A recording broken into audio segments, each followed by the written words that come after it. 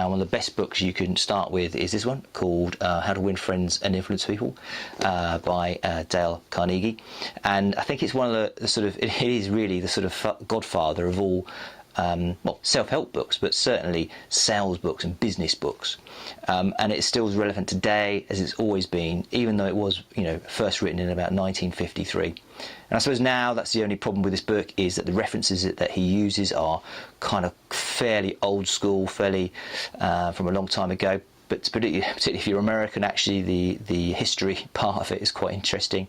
But actually the fundamentals of it, of how to win friends and influence people, as he describes, is really good. And that is such things as being really smiley and friendly to people is one of the first starts, and that's a fundamental thing about sales.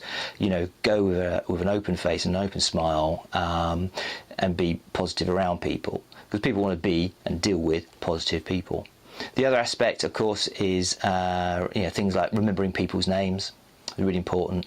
And the other thing is what he calls in here dramatizing your story, dramatizing your point to get it over better. And I think we call that sort of storytelling now. So in sort of marketing and sales, we would tend to say you've got to create a story. He calls that dramatizing. So it's still the same thing. And the same thing about just getting on in business. Actually, the points that he makes in this book are really good, such as, you know, admit your own mistakes before criticising someone else. It sort of softens the blow and gives people empathy with you. That, you know, you're not saying that you're stupid or don't because you made a problem. You're saying, well, we all make mistakes. I've made them, and this is one that you perhaps have made. So I think really as a starting point for just general business, not alone just sales, this is a really good book. So this is How to Win Friends and Influence People by Dale Carnegie, and I'll put a reference on. Cheers.